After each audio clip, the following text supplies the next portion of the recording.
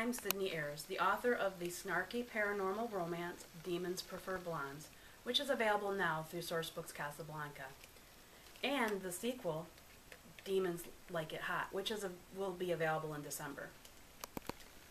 Today I'm here to talk to you about making your own Shrinky Dink promo. First off, Shrinky Dink is actually a brand name. With my projects, I actually use an off-brand shrink paper.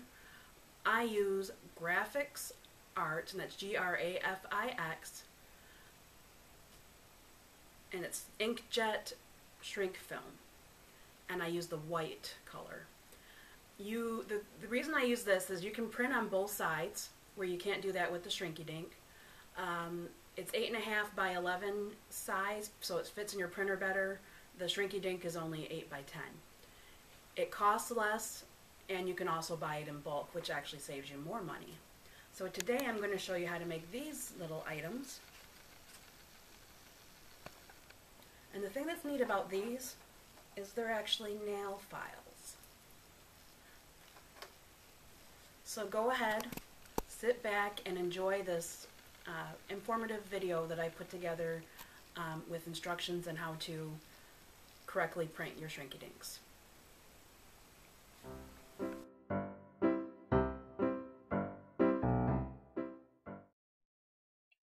What we first need to do is open our graphics editing program.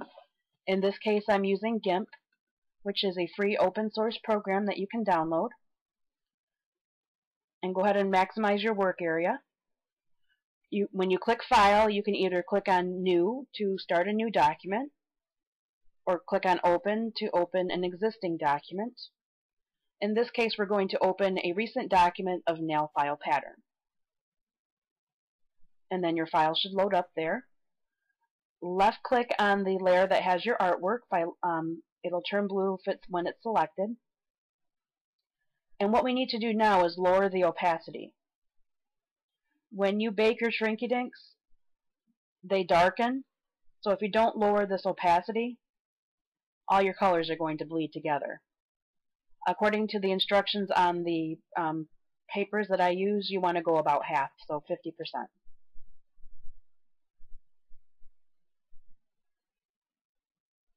And then go ahead and click on File, and then click Print. And then your print menu should load up, and then you just click the print button there. I'm actually not going to print here because I have a really cool setting on my printer that helps me save ink. So I'm going to cancel here. What I found is when I'm going to lower or raise the opacity to about 10 more, or so raise it about 10 to 60. And then I'm going to go ahead and click on File and Print like I would normally do. I found that this works the best with this particular brand that I use, Graphics. That's Grafix. What I do now is I click Preferences and make sure my printer is selected. There's an option for print quality, and I've selected Fast. That tells the printer to quickly print, which basically saves ink.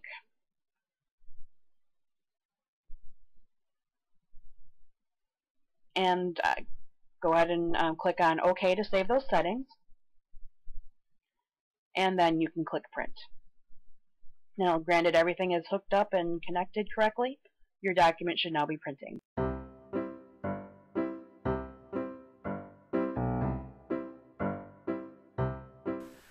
Well, now that we've got our Shrinky Dinks printed, let me show you my finished product here. I've used the Graphics Art white inkjet paper. I think that works the best for my project. What you can see here is I've added lines to my design, and I just did that so I could have a straighter cut when I cut my paper. You can cut with anything. You can use scissors. But I prefer myself to use a cutting board. I think it gives me a more accurate cut, and it's less time consuming.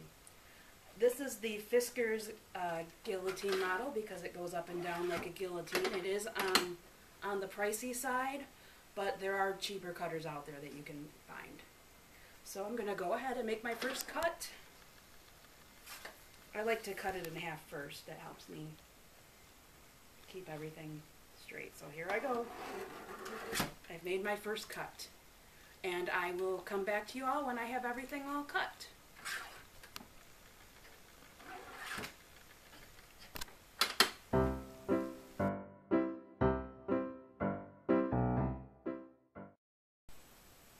Well, I've got my nail files cut out. At this point, if you're making something with a hole in it, like a keychain or a charm or anything, you'll need to punch your hole in it now before it bakes.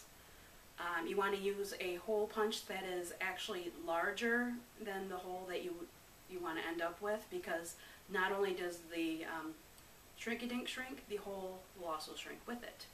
So I've discovered with all my trials that a 5/16 inch hole punch that I found online works the best. And I couldn't find it at any of the craft stores or scrapbooking stores, so I just found one online.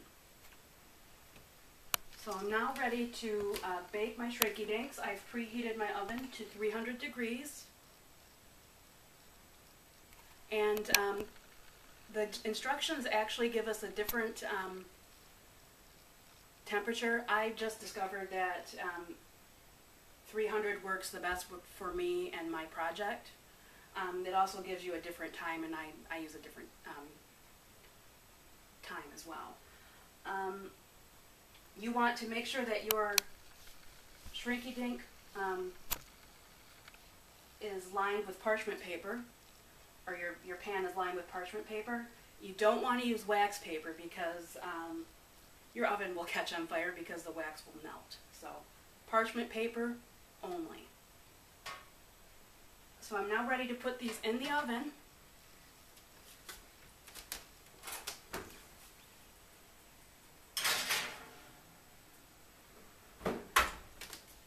And I'm setting my timer for 5 minutes because I've discovered that this time works the best for my project.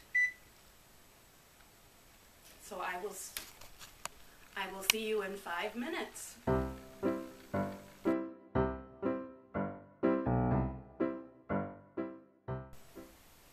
Well, as you can see, it says end. I don't know if you can read that.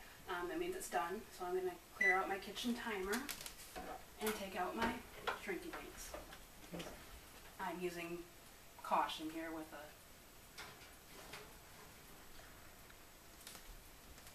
Some of these have a tendency to curl. So what I have is a spatula that I just press on them before they completely harden, and that kind of keeps them in the flat. You just hold them on them for about maybe 2 seconds, 3, however many seconds I think you might need for them to flatten. So let me show you the comparison. We've gone for, I'm going to get this one.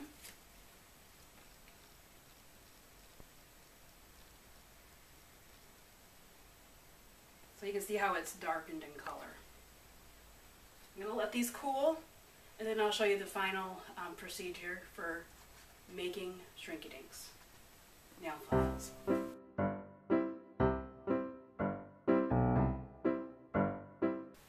Welcome back. Before we go into the final steps, I just wanted to show you this really neat tool that I have here. It's a Pro Heater heat tool, and what this does, if in case your Shrinky Dinks are still misbehaving and not getting flat like you'd like them, you can take this heating tool and just kind of hold it over it and move it around on the heating, and then it'll eventually, the Shrinky Dink will soften, and then it should flatten down, and then you can just take your pancake turner and kind of flatten it afterwards, and that works really good if you're still running into troubles with your Shrinky Dinks not curling or not flattening correctly. So we are now ready to talk about our final steps here. What I want to show you first is the paper that I use. It's 3M Sandblaster 220 grit sandpaper. And this I found this at a hardware store. Unfortunately, the paper was not self-adhesive. There are brands out there that are self-adhesive. They didn't have any at the store I was at, so what I ended up doing was picking up this spray adhesive here. It's called Lotcrete, and it's professional grade, because I wanted it to stick, so I went with the professional strength. I normally, what I do is with the sandpaper is I cut out a strip of paper. I've already cut out the strip though. So I've got this little strip of paper here. What I'm going to do is I'm going to spray the paper with the adhesive. Now it doesn't spray evenly a lot, so what I've done is I've taken a plastic knife here. You can also use a popsicle stick or some other kind of thing that spreads. And I'm just spreading it across the paper here.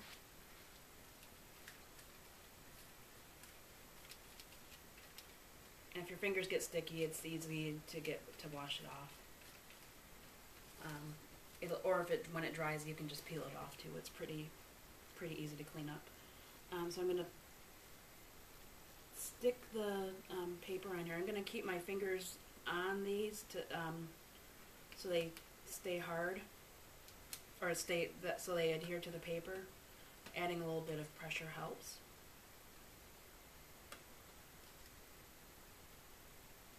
And here's my last one. And another thing that I do is I take like a heavy object. In this case, I'm using a glass candle holder and a flower pot that I found, and let that usually about a half an hour for it to set. I'm going to pull this over to the side because I've already got one ready to go. So what I'm going to do is just cut each of them out.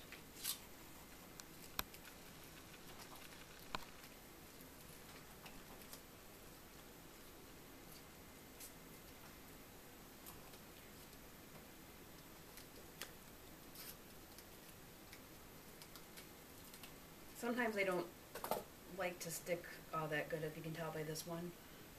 What you can do is just do a little craft glue with it. I don't recommend like Elmer's glue, but you can get like a craft stick glue and it should adhere okay. So then you just cut around the edges here.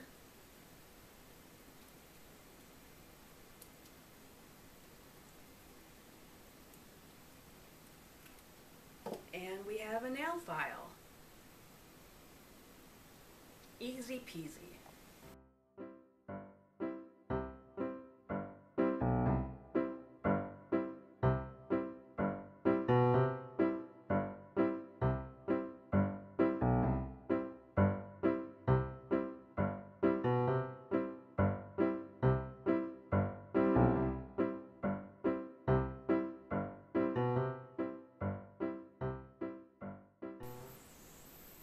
Here's a quick view of our finished project.